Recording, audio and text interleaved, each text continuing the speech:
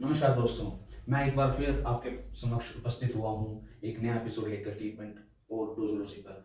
दोस्तों, आप सबने बहुत ही प्यार दिया। मेरे दूसरे वीडियोस पर आपने कमेंट्स दिए, लाइक किया और शेयर कर रहे हैं। दोस्तों, ये आपका और मेरे लिए ही ये नहीं हो रहा, हम सब सिस्टम के जो प्रैक्टिशनर हैं उनके लिए कहीं ना कहीं ये उपयोगी सिद्ध होने वाला है। दोस्तों, हम लोग डोजोलॉजी पर और ट्रीटमेंट पर पिछले 2 एपिसोड्स पार्ट 1 और पार्ट 2 को हमने बनाया, और जिसने उस पार्ट्स को नहीं देखा वो पहले अगर वो पार्ट देखें तो आपको ये सीरीज समझ आएगी डोजोलॉजी पर। दोस्तों, क्यों जरूरी है ट्रीटमेंट एंड डोजोलॉजी? क्योंकि प्रैक्टिशनर जब प्रैक्टिस करता है, पेशेंट उसके सामने बैठा होता है और दवाइयाँ, टाइम नहीं है दवाइयों को टेस्ट करने का, ट्रायल करने का। आप मेरी इस बात को अगर समझेंगे तो आपको वो सब मेरे वीडियोस में मिलेगा जो आपको कॉलेज में या आपको थ्योरी में या आपको किताबों में वो नहीं मिल रहा। आपकी प्रैक्टिस में जब आप पेशेंट के सामने बैठते हैं, जब मरीज आपके सामने आकर अपने सिम्टम्स बताता है, जब आप उसको अपनी पैथी के अनुसार उस पर रोशनी डालते हैं और प्रैक्टिस करते हैं, तो आपको पता लगता है कि मैं उस वक्त क्या करूं। और यही कंफ्यूजन बड़ी बड़ी सिस्टम्स के अंदर प्रैक्टिशनर्स को सक्सेसफुल बनाने से रोकती है। आपने खुद देखा होगा कितने ही वैलिड सिस्टम्स हैं, दूसरे सिस्टम्स हैं। अगर हम बात करें मॉडर्न मेडिसिन की, अगर हम बात करें आयुर्वेदा की, अगर हम बात करें होम्योपैथी की, दी सिस्टम्स तो बहुत फेमस हैं, पर उनके प्रैक्टिशनर्स भी कहीं ना कहीं जब प्रैक्टिस की बात आती है तो एक परेशानी का अनुभव करते हैं, एक सिलेक्ट करने के लिए डोज अनुभव करते हैं, हालांकि उनके पास भी बहुत अच्छी अच्छी दवाइयां हैं। इसका कारण अगर आप हमारे सिस्टम से जोड़ेंगे तो हमारे सिस्टम्स के अंदर कितनी ज्यादा दिक्कत आएगी, क्योंकि कोई ट्रायल नहीं है, कोई डाटा नहीं है। तो हमने क्या किया है, जब आप पेशेंट्स के सामने बैठें या पेशेंट आपके सामने बैठे तो उसको ट्रायल का मौका ना मिले, उसको एक गिनी पिग जिसे हम कहते हैं, या हम उसको एक एग्जाम्पल के तौर पर समझने की कोशिश करें कि उस समय हम वहां पर एक्सपीरियंस या अपना ट्रायल नहीं कर सकते, या हम पहली बार उस पर कोई दवाई टेस्ट नहीं कर सकते। उसका कारण है उसकी हेल्थ से खिलवाड़ हो सकता है। तो इसलिए दोस्तों, कंपनीज का काम है, साइंटिफिक कम्युनिटी का काम है, और वो एक प्लेटफॉर्म, हर सिस्टम के प्लेटफॉर्म का काम है कि अप टू डेट रिसर्च करे और प्रैक्टिशनर्स तक पहुंचाए। तो दोस्तों, आइए शुरुआत करते हैं। आज हम अपनी कॉम्प्लेक्स फॉर्मूला की फॉर्मूलाज और कॉम्बिनेशन। दोस्तों, इसको समझने के लिए थोड़ा सा हिस्ट्री में जाना पड़ेगा कि जब हर्बलिज्म की या मेडिसिन की शुरुआत हुई, जिसको हम लोग आयुर्वेदा के साथ रिलेट कर सकते हैं, क्योंकि आयुर्वेदा ही एक ऐसा सिस्टम है जिसको मदर सिस्टम कह सकते हैं, कि जितने भी सिस्टम निकले हैं वो आयुर्वेदा से निकले हैं। ये एक तो सत्य है। तो उसके अंदर भी सिंगल, और उसके बाद उसमें भी कॉम्प्लेक्स। हालांकि वो कॉम्प्लेक्स वर्ड जो आया है वो होम्योपैथिक एरा से आया है, वो आपको हम बाद में बताएंगे, लेकिन उस समय इसको कंपाउंड रेमेडी या कॉम्बिनेशंस बोलते थे। तो दोस्तों, आप अगर देखेंगे, कहने का मतलब है कि सिंगल रेमेडीज जब पेशेंट्स को दी जाती है, जिसको हम one at a time, one plant, one extract जब दिया जाता है, और फिर वो उसके साथ वो अपना जब कार्य करता है पेशेंट के ऊपर, तो उसके बाद भी कुछ अधूरापन रह जाता है, तब जाकर कॉम्बिनेशंस की थ्योरी आई, जिसमें कि दो सिमिलर नेचर को मिलाया जाता है। तो ये चीज हमें आयुर्वेदा ने दी। कैसे दी वो मैं आपको बताता हूं, कि जब प्लांट का एक एक्टिव इंग्रेडिएंट्स होता है और एक नेचर होता है, जब ये दोनों चीज पेशेंट के, मरीज के बीमारी से, डिजीज से या कंडीशन से उसका नेचर मैच करता है, तब वो कॉम्बिनेशन बनाया जाता है। कॉम्बिनेशन बनाया जाता है, इसको कहते हैं, आज की भाषा में इसको कहते हैं साइंटिफिक स्टडी, वैज्ञानिकता सिद्ध होगी। आप दो नेचर को मिलाना बहुत जरूरी है। दोस्तों, एक गाड़ी की बात करें, कार की बात करें, जब हम संतुलन, पहिए साथ साथ चलेंगे तभी तो वो गाड़ी चलेगी। तो कहने का मतलब है दोस्तों कि नेचर। अब आपने देखा होगा कि जब हम खाना बनाते हैं तो एक सिंगल फूड होता है, एक सिंगल फूड के हिसाब से बनाते हैं। दाल ले लीजिए, आप सब्जी ले लीजिए, वो कितनी स्वाद बनती है, और एक मिक्स की जाती है। अब दोस्तों, आपने देखा होगा कि मिक्सिंग का एक तरीका होता है, माता और बहनें अच्छी तरह जानती हैं। आप देखेंगे कि जब खाना बनता है तब भी सिंगल बनता है और फिर मिक्स बनता है, और दोनों का अपना अपना स्वाद है। तो क्या सीखा हमने कि नेचर, उन दोनों चीज का नेचर होना चाहिए। कहीं भी आप देखोगे कि कोई भी दो केमिकल सब्सटेंसेस या दो हर्ब अनसाइंटिफिक मैच नहीं कर रहे। तो ये क्लियर हो गया हमारे सामने। तो दोस्तों ये था लॉ कॉम्बिनेशन करने का। दोस्तों अब दूसरा पॉइंट आता है कि जब होम्योपैथिक बनी, जैसा कि मैंने अभी थोड़ी देर पहले बताया, कॉम्प्लेक्स जो होम्योपैथिक है वो आई होम्योपैथिक से, कॉम्प्लेक्स शब्द जो आया। अगर आप इसको और समझना चाहते हैं तो डबल रेमेडीज का एक चलन था। सिंगल रेमेडी यानी कि उसको सिंगल रेमेडीज कह दीजिए या सिंगल प्लांट बेस्ड सिस्टम बनाया जिसका नाम होम्योपैथिक रखा, जो कि प्रिंसिपली लॉ, अब देखिए कि प्रिंसिपली लॉ उसके अंदर फिर काम कर रहा है कि उन्होंने सिमिली जो एक प्रिंसिपल है जिसका मतलब सिमिलर होता है। अब देखिए कि वो सिमिलिया सिमिलिबस कुरेंटर नाम का एक लॉ ऑफ सिमिलर रखा। अब दोस्तों इसके अंदर उन्होंने पाया कि सिंगल रेमेडी एक पेशेंट के ऊपर बहुत अच्छा काम करती है और उन्होंने अपना सिस्टम बना दिया। और उस जमाने में एक रेवोल्यूशन थी। अब आप देखिए कि वो लॉ के अंदर काम कर रहा है, अननेसेसरी अनसाइंटिफिक नहीं किया, उन्होंने उसको भी अपने प्रिंसिपल्स के अंदर रखा।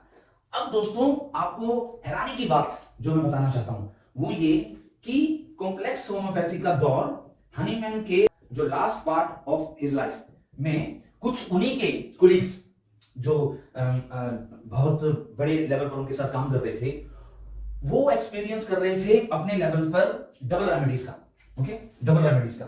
और उस डबल रेमेडीज पर उन्होंने हनीमैन जी को एक रिपोर्ट सबमिट की जिसको उन्होंने बोला कि कॉम्प्लेक्स होम्योपैथी के ऊपर ये रिजल्ट आए हैं और आपकी सिंगल रेमेडी के ऊपर रिजल्ट आए। पहले मैं अपने दोस्तों को बता दूं कि सिंगल रेमेडी होम्योपैथी के अंदर क्लासिकल होम्योपैथी कहते हैं उसको, यानी कि एक टाइम पर वन मेडिसिन चूज करना एज पर पेशेंट्स रिक्वायरमेंट, ओके, और nature is the best word, जिसको कॉन्स्टिट्यूशन कहते हैं, बाद में हम लोग उसको टेम्परामेंट कहते हैं। तो एक मेडिसिन उस पर चूज करना। अब दोस्तों इसके अंदर अगर आप देखोगे तो आप पाओगे कि उन्हीं के टाइम पर उसका विरोध होने लगा डबल रेमेडी का। अब दो ग्रुप बटे, अब उसके अंदर कॉम्प्लेक्स होम्योपैथी और उसके अंदर सिंगल रेमेडी, क्योंकि हनीमैन जी ने सिंगल रेमेडी की इन्वेंशन की थी और होम्योपैथिक सिस्टम बनाया था, उनकी रेस्पेक्ट की जाती थी। और जो दूसरा ग्रुप था, एक ग्रुप ये हो गया हनीमैन जी का फर्स्ट ग्रुप, और सेकंड ग्रुप जो था वो उनके कुलीग का कॉम्प्लेक्स होम्योपैथी का हो गया। अब ये सारी रिपोर्ट हनीमैन जी के पास आई। दोस्तों पॉइंट नोट करो आप, फाउंडर के पास, अपनी मर्जी से नहीं चल रहा था। अब वो उन्होंने इस पर एक्सपेरिमेंट किया और इतने सच्चे थे वो हनीमैन जी, उन्होंने एक्सेप्ट किया। उन्होंने बोला कि मुझे भी कुछ केसों के ऊपर जो सिंगल रेमेडी से ठीक नहीं हुए थे उसके ऊपर डबल रेमेडीज और कॉम्प्लेक्स होम्योपैथी कह लीजिए या कॉम्प्लेक्स होम्योपैथिक मेडिसिन कह लीजिए, वो उस पर रिजल्ट मिले। और उन्होंने क्या किया दोस्तों, उन्होंने फिफ्थ जो ऑर्गेनम यानी कि जिसको हम होम्योपैथ वाले होली बुक कहते हैं, हमारे सिस्टम के अंदर तो हम फॉलो ही नहीं करते, ये भी एक पॉइंट है। लेकिन अगर आप जितने भी होम्योपैथ्स हैं वो फॉलो करते हैं हनीमैन जी के ग्रंथ को, उसको फॉलो करते हैं, उस पर अपडेट करते हैं, उस पर रिसर्च करते हैं, फिर वो प्रैक्टिशनर्स तक पहुंचती है। उसके कितने ही एडिशंस हैं, फिफ्थ एडिशंस के अंदर, हाँ दोस्तों फिफ्थ एडिशंस के अंदर हनीमैन जी ने कॉम्प्लेक्स होम्योपैथी को इंक्लूड किया और वो हिस्ट्री बनी। लेकिन दोस्तों दुर्भाग्य ये था या एक अलग से सिस्टम क्रिएट होना था, शायद नेचर को ये मंजूर था, वो हटा दिया गया, वो पार्ट फिफ्थ एडिशन से हटा दिया गया। दोस्तों इसके रेफरेंसेस हैं, आप रिसर्च कर सकते हैं, क्योंकि हमारा मकसद आपको पूर्ण ज्ञान देना है, कंप्लीट। अधूरा ज्ञान हानिकारक हो सकता है, आपने एक कहावत तो सुनी होगी, अधूरा ज्ञान कभी नहीं लेना चाहिए। तो दोस्तों कॉम्प्लेक्स होम्योपैथी का दौर स्टार्ट हुआ और ग्रुप दो में बढ़ गया। क्या हुआ नतीजन कि एक ग्रुप कॉम्प्लेक्स होम्योपैथी में चला गया और एक ग्रुप हनीमैन जी के साथ रह गया। और हनीमैन जी की जब डेथ हो गई तो वो आगे बढ़ नहीं पाया और सिंगल रेमेडी, क्लासिकल रेमेडी को बहुत ज्यादा मान सम्मान मिलने लगा। और उसके बाद दोस्तों आपके पास रेस्ट हिस्ट्री है। आइए दोस्तों अब हम चलते हैं अपने सिस्टम की ओर। सो हमारा जो स्पजरिक सिस्टम है, स्पजरिक सिस्टम मैटी साहब ने फाउंडेड किया, उसको इन्वेंट किया 1859 टू 1865। हालांकि वो 1850 से उस पर काम कर रहे थे। अब वो दोस्तों हनीमैन जी के बहुत बड़े सपोर्टर थे, फॉलोवर थे। अब उन्होंने हनीमैन जी को पढ़ना स्टार्ट किया। फिर वो एक नेचुरल लवर थे, उनका जो दिल था, उनका जो मन था वो नेचुरल मेडिसिन पे लगता था। तो उन्होंने हनीमैन उस समय बहुत बड़े लेवल पर रेवोल्यूशन लेके आए थे। हनीमैन जी की होम्योपैथी को उन्होंने बड़े गौर से पढ़ा, बड़े ध्यान से पढ़ा, और उन्होंने उसके ऊपर बहुत बड़ी एक अपनी सपोर्ट दी कि हनीमैन की ये थ्योरी से मैं इम्प्रेस हुआ हूँ और मैं काफ़ी हैरान हूँ कि हनीमैन जी ने ये काम किया। और उसके बाद उन्होंने उसको फॉलो करना स्टार्ट किया, उनको पढ़ना स्टार्ट किया, और दोस्तों क्या पाया कि उनको कुछ ऐसी चीज़ें, ऐसे पॉइंट्स मिले जो होम्योपैथी एक जगह बहुत पॉपुलर हो रही थी, दूसरी ओर वो क्रिटिसाइज हो रही थी। यानी कि उसको दो सिस्टम, मॉडर्न मेडिसिन उस समय भी काफी ग्रो कर रही थी और होम्योपैथिक भी काफी ग्रो कर रही थी, और खुद हनीमैन जी को खुद अगेंस्ट अपने ही लोगों से, अपने ही प्रैक्टिशनरों से कुछ फीडबैक मिल रहे थे कि ये साइंटिफिक नहीं है।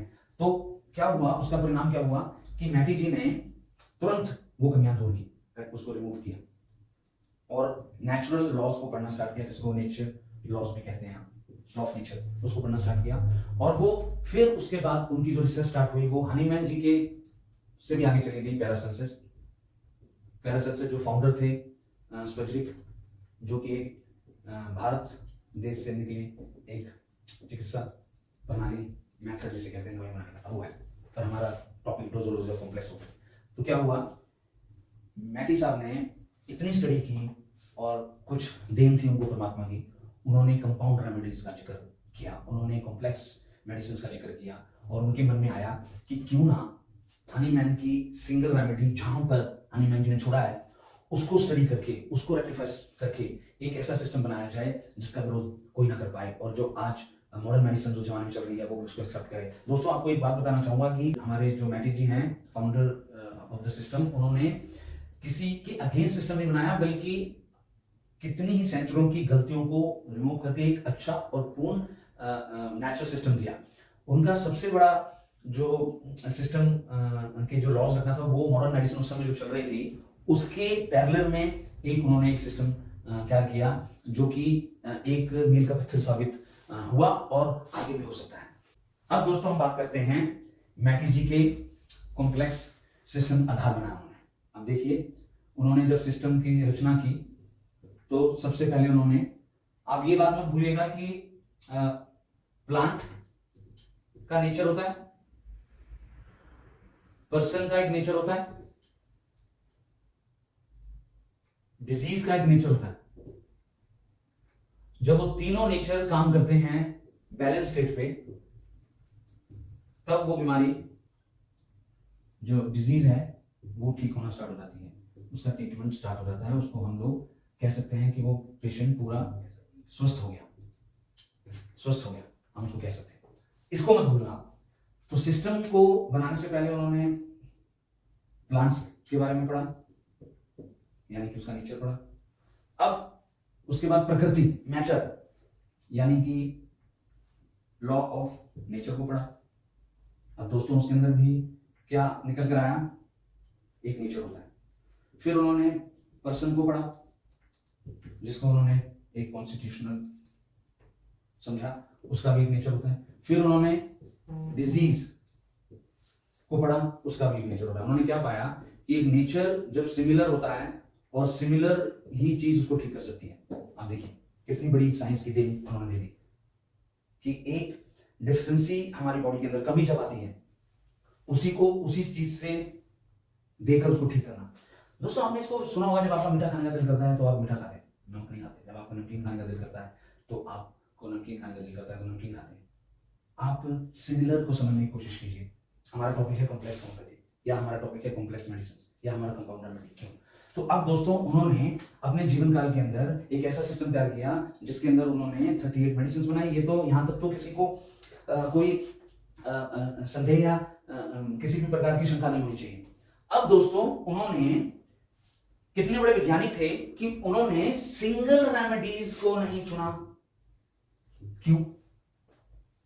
उसका कारण यह था कि उन्होंने पाया कि plant, nature, persons temperament and disease, ये चारों का कॉम्बिनेशन होके मनुष्य या तो स्वस्थ रह सकता है हेल्दी बैलेंस में, और अगर इम्बैलेंस हो तो वो बीमार हो सकता है, उसको डिजीज स्टार्ट हो जाएगी, complex. So mixture of the synergies. Energy का मतलब होता है एक तरह की फोर्स, सिनर्जी का मतलब होता है 2 या 3 या 4 तरह की फोर्स। ये 4 तरह की फोर्स जब मिलती है तो उसको सिनर्जीज कहते हैं, कॉम्प्लेक्स कहते हैं। तो दोस्तों अब सेकंड पॉइंट पे चलते हैं। अब सिस्टम को समझिए। सिस्टम को समझने के लिए आपको थोड़ा सा कॉम्प्लेक्स की बात चल रही है तो आपको पता चलेगा कि रस, रक्त, मिक्स्ड, और फिर बाद में जाके उनके फॉलोवर क्रॉस ने नर्वस सिस्टम दिया। अब हमारे कई जो दोस्त हैं या भाई हैं या हमारे प्रैक्टिशनर्स हैं वो अपनी अपनी थोड़ी करते हैं, पर हम लोगों को सिर्फ और सिर्फ अच्छी चीज़ों पर ध्यान देना है। वो दोस्तों ये है कि अब हमारी body mixture, combination, complex structure है ह्यूमन बॉडी। जब रोग आता है तो भी कॉम्प्लेक्स है, और कोई भी बीमारी जब आती है तो मोर देन वन सिम्टम को लेके आती है, और more than one organ involve होता है, और more than one system involve होता है। जैसे कि बुखार आना, सिर दर्द होना, पेट गड़बड़ होना, पसीना आना, कई प्रकार की बीमारियां हैं जो हम आपको अलग अलग एपिसोड में बताएंगे। उसका मतलब है कि कॉम्प्लेक्स काम कर रहा है। उन्होंने अपना सिस्टम इसी के मद्देनजर रखते हुए सारी ऑल मेडिसिन्स की रचना कॉम्प्लेक्स पे की। अब देखिए ईच रेमेडी, सिंगल रेमेडी जो कॉम्बिनेशन है कुछ प्लांट्स का, सम प्लांट्स का, और सारे प्लांट्स पे जो उनका कॉम्बिनेशन है वो अगर आप देखेंगे तो सारे प्लांट्स कॉम्प्लेक्स में बन रहे हैं। जितने भी उन्होंने ग्रुप में बांटा तो क्या समझने को मिला कि उन्होंने ह्यूमन नेचर, ह्यूमन को पढ़ा, डिजीज को पढ़ा, प्लांट्स को पढ़ा, और उसके बाद उन्होंने एक रचना की कॉम्प्लेक्स, और उन्होंने जोड़ा प्रिंसिपल ऑफ हनीमैन। उन्होंने प्रिंसिपल ऑफ हनीमैन और वो क्लासिकल को हटा दिया, सिंगल को हटा दिया, उन्होंने केमिकल्स को हटा दिया, और उन्होंने यहाँ तक कि प्रिंसिपल जो लॉ सिमिलर है उसको रिफॉर्म करके, उसको दोबारा से शुद्ध करके एक सिस्टम ऐसा बनाया कि उन्होंने सारी दवाइयों का एक कॉम्बिनेशन इस तरह से साइंटिफिक दिया, और वो जाके बहुत प्रचलित हुआ। दोस्तों ये तो आपके पास था। अब हम इस यहां तक समझ चुके हैं कि सिस्टम कॉम्प्लेक्स है, वो सिंगल नहीं।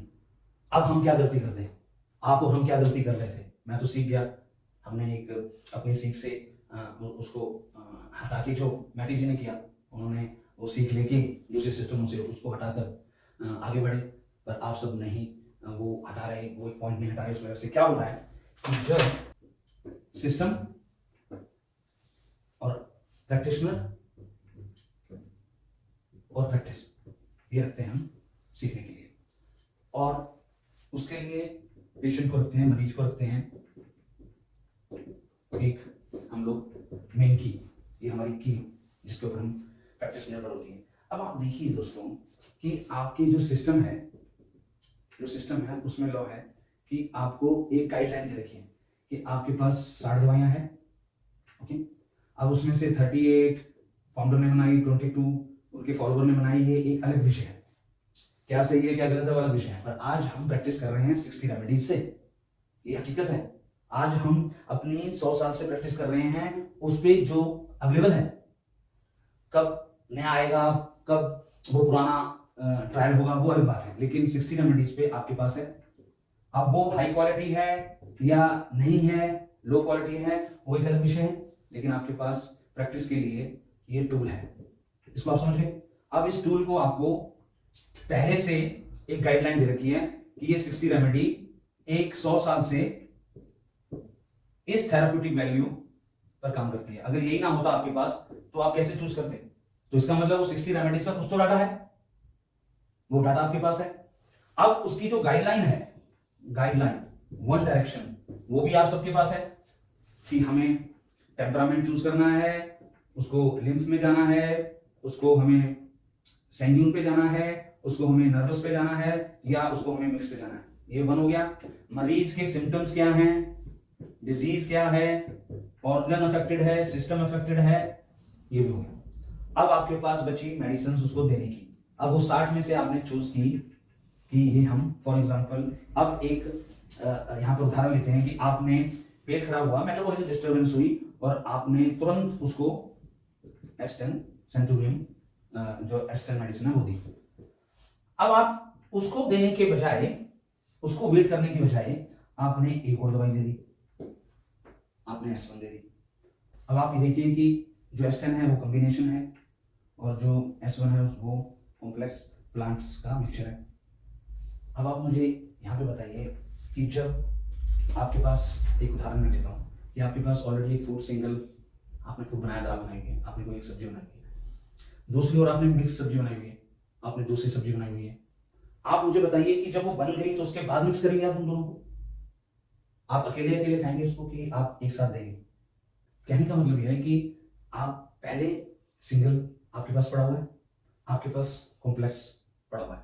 अब आप देखिए कि उस बिहार पर आपको ये समझना है कि पहले से ही हमारे पास कॉम्प्लेक्स मिक्सचर्स हैं, कॉम्बिनेशंस हैं। अब आपको उन दोनों का डायरेक्शन जो है वो क्या आएगा उसके लिए वेट करना है। आपको क्या करना है कि उसके सिम्टम्स पर आपको वेट करना है कि क्या वेट करना है। अब मैं आपको बताता हूं आपको। अब आप इसको एक एग्जांपल से समझिए। कैसे?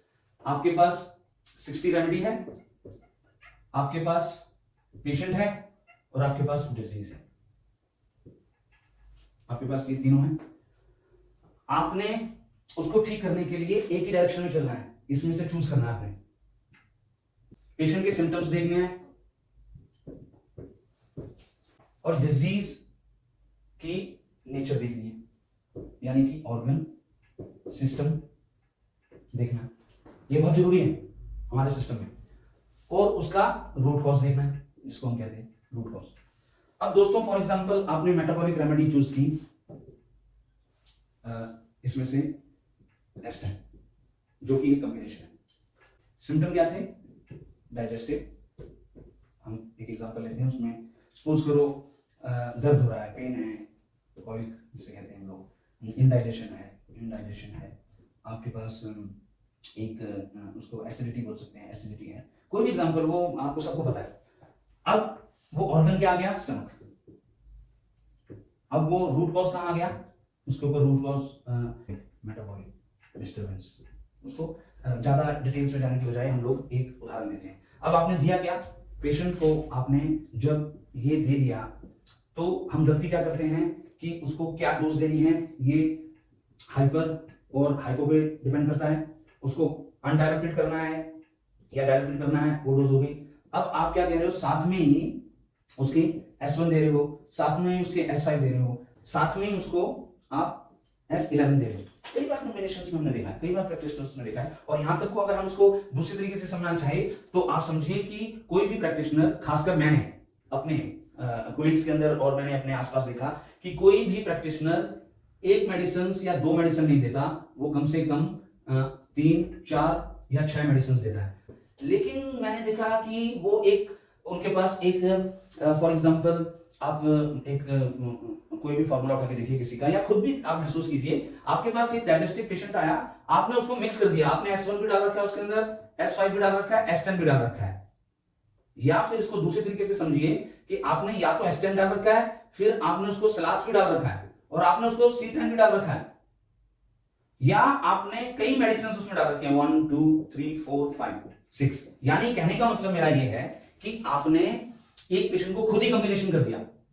अब आप मुझे दोस्तों बताओ कि वो ट्रायल है, टेस्टेड है, जब दो चीजें मिलेंगी अचानक, उसका कोई डाटा नहीं है आपके पास, आपने सिर्फ एक किताब पढ़ी और उसको कहते हैं तीर नहीं तो तुक्का, कि भाई लग गया तो ठीक हो जाएगा, नहीं लगा तो कोई बात नहीं, कोई साइड इफेक्ट तो होने वाला नहीं है। और आप नहीं जानते कि क्या हो रहा है, सिस्टम लो ग्रेड पे जा रहा है, सिस्टम डिक्लाइन हो रहा है, सिस्टम के अंदर कोई डाटा नहीं बन पा रहा। इसलिए जितनी भी कंपनियां आपके पास आके बोलती हैं कि हमें ये बता दो, तो आप कुछ भी दे देते हो, एक्सेप्ट कर लेते हैं, क्योंकि उनके पास डाटा का कोई एक रूल और रेगुलेशंस नहीं है। इसलिए आज ये सिस्टम बड़े 100 साल से बहुत बड़ा, लेकिन अचानक वो जाके फिर दोबारा रुक गया। आप सबको पता है मैं क्या कहना चाहता हूँ। उसका कारण कहाँ रहा?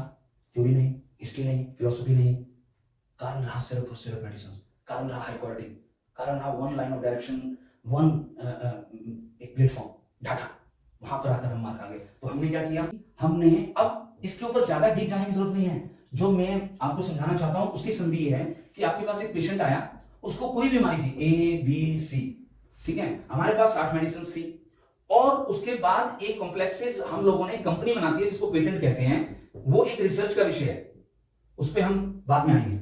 लेकिन 60 मेडिसिन थी और 7 कॉम्प्लेक्स हैं प्लांट्स के, हर प्लांट्स के अंदर, हर मेडिसिन के अंदर कई प्लांट्स हैं, और उसका फिर एक थेरेप्यूटिक वैल्यू है, इंडिकेशन जिसे कहते हैं, और एक ऑर्गन या उसका एक सिस्टम जिसको हम रूट कॉज कहते हैं, रूट कॉज कहते हैं। अब आपने दोस्तों क्या किया, दो फोर्स एक साथ मिला दी। क्या किया, अब हमको प्रिंसिपल के हिसाब से, लॉ के हिसाब से, नियम के हिसाब से कैसे मेडिसिन चूज करनी चाहिए। पहली टेम्परामेंट जिसको हम कॉन्स्टिट्यूशन कहते हैं या नेचर, दूसरी हम लोगों को अफेक्टेड ऑर्गन, दूसरी अफेक्टेड ऑर्गन, तीसरी हम लोगों को सिम्टम्स, सिम्टम्स ए है, बी है, सी है, हाइपर है, लो है, वो आपको बाद में समझाऊंगा। और उसके बाद हमने क्या डोज सेलेक्ट की दोस्तों। अब क्या हुआ, अगर हमने पहले ही स्टेप पर गलती की है, फर्स्ट स्टेप पे, तो बट नेक्स्ट दूसरे स्टेप पे तो गलती होगी। आपको मैं समझाता हूँ। फॉर एग्जांपल, अगर आपने एक दवाई चूज की होती, S1 यूज की होती या S10 यूज की होती, आप उसको रूट कॉज पे बड़े आराम से सेलेक्ट कर सकते थे। फिर जब डोज की बारी आती तो उसको अनडायल्यूटेड कर सकते थे या डायल्यूटेड कर सकते थे और पेशेंट को दे सकते थे, और बड़ा आराम से हुआ क्या, हम लोगों ने क्या किया, कुछ प्रैक्टिशनर्स ऐसा भी करते हैं, उन्होंने S1 भी दे दी, फिर S10 भी दे दी, और साथ में कुछ और मेडिसिन भी दे दी, और वो अलग अलग दे रहे हैं, यहाँ तक मान लिया, लेकिन कुछ अपने ही कॉम्बिनेशन बना दिए, उसके अंदर ऐसे करके कुछ मेडिसिन डाल दी, उसके अंदर सलास डाल दी, उसके अंदर C1 डाल दी, यहाँ तक कि कुछ वैन भी डाल दी। अब दोस्तों यहाँ पर सवाल आता है कि मैटी जी भी तो ये कर सकते थे, फाउंडर जी भी तो ये कर सकते थे, उन्होंने इतनी तकलीफ क्यों उठाई कि उन्होंने 38 रेमेडीज अलग अलग रखी। फिर उनके फॉलोवर ने इतनी तकलीफ क्यों उठाई कि उन्होंने 22 मेडिसिन इसी को कॉम्बिनेशन किया, जिसको कि हम पेटेंट्स पे डाल सकते हैं, साइंटिफिक स्टडी कह सकते हैं। ऐसा क्यों नहीं हुआ कि S1 अगर बन चुकी थी, S2 बन चुकी थी, S3 बन चुकी थी, S4 बन चुकी थी, ऐसा क्यों नहीं हुआ कि इन दोनों को मिला दिया। अलग अलग तो दिए हैं, आप देख लीजिए बुक, हमारे पास बहुत ज्यादा पूरा लिटरेचर है, 100 साल पुरानी बुक्स हैं, अलग अलग तो दिए हैं, पर एक ही ग्रुप की ज्यादा मेडिसिन यूज नहीं की, अलग अलग ग्रुप की यूज की। अब S4 S2 प्लस वेनेरियो 1 से बना, तो ऐसा क्या कारण था कि S4 में प्लांट सेलेक्ट नहीं किए गए, सवाल है, लेकिन S4 कॉम्बिनेशन बनी। इसका मतलब क्या हुआ कि वो कहीं ना कहीं पूर्णतः वो सिस्टम अपना लॉ पे चल रहा था, लॉ पे काम कर रहा था। अब हमने क्या किया, हमने उसको शॉर्टकट किया। अब हम समझते हैं यहां पर कि हमारे पास 60 मेडिसिन हैं, उसको देने के लिए आपको क्या करना है, same group, for example S group है या आपके पास C ग्रुप है, आपके पास एक लाइन ऑफ डायरेक्शन है, आप उसको एक मेडिसिन को एक ग्रुप से एक ही मेडिसिन चूज करनी है। और यहां तक कि कहा गया है कि हर ग्रुप की पहला नंबर यूज करना चाहिए, लेकिन उसको अपडेट कर सकते हैं कि जहां पर फॉर एग्जांपल S1 की जरूरत है वहां पर S1 यूज कीजिए, जहां पर S2 की जरूरत है वहां पर S2 यूज कीजिए। अब जहां पर C1 की जरूरत है C1 यूज कीजिए, जहां पर C2 की जरूरत है वहां पर C2 यूज कीजिए। अब दोस्तों आपने क्या किया कि हमारे पास जो स्टडी बन के आई, ये इसको जब कॉम्बिनेशन कर दिया बिना साइंटिफिक स्टडी के, तो वो खिचड़ी बन गई। कहने का मतलब आप समझिए कि आपको मैं इस सिस्टम की डेप्थ नॉलेज दे रहा हूं, बहुत गहराई की बातें बता रहा हूं। इसको अगर आप समझ गए तो सिस्टम ग्रो करने लग जाएगा। सिस्टम ग्रो करेगा तो आपका नाम होगा, डाटा आपके पास से आ रहा है, और फिर वो सिस्टम बहुत जल्दी पास में जाएगा। लेकिन अगर नहीं हुआ तो फिर वो किताबों तक ही रह जाएगा। दोस्तों क्या हुआ कि जब आप किसी के पास जाकर ये बताएंगे कि मैंने ये कॉम्बिनेशन खुद का बनाया हुआ है, क्या उसको वैलिडेशन मिलेगी? क्या दादी माँ के नुस्खों को वैलिडेशन मिलती है? क्या आपके खुद के बनाए हुए अगर फॉर्मूले काम कर रहे हैं तो फिर इन 60 की क्या जरूरत है? सवाल बहुत है।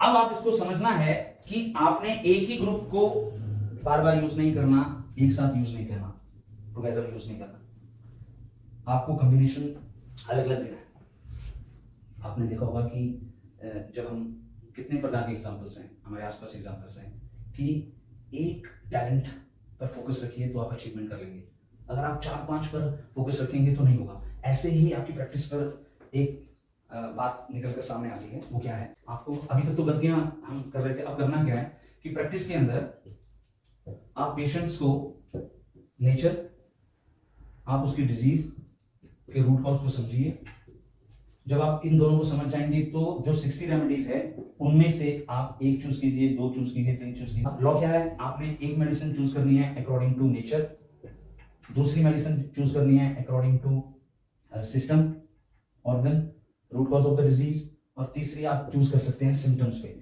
जैसे कि मैं आपको बता सकता हूँ कि फॉर एग्जांपल आपको पेट की गड़बड़ अगर चल रही है, तो अगर फॉर एग्जांपल डायरिया हो गया किसी को, ठीक है, अब डायरिया के साथ साथ पेन भी हो रहा है, मरोड़ जिसे कहते हैं, या एक और सिम्टम्स पे चले जाते हैं कि बीच में ब्लीडिंग आ गई, अब तुरंत क्वालिफाइड प्रैक्टिशनर यहां पर सचेत हो जाएगा।